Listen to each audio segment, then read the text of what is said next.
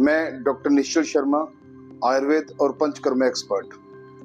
आज इस वीडियो में हम बात करेंगे एक ऐसी बीमारी के बारे में जो वैसे तो बहुत कॉमन है और जिसको आयुर्वेद में प्रतिशय के नाम से जाना जाता है।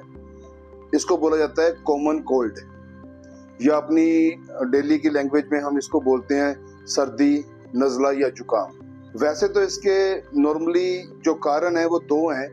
एक तो एलर्जीज, जैसे सीजनल एलर्जी होती है या क्लाइमेटिक चेंज की वजह से एलर्जी होती है।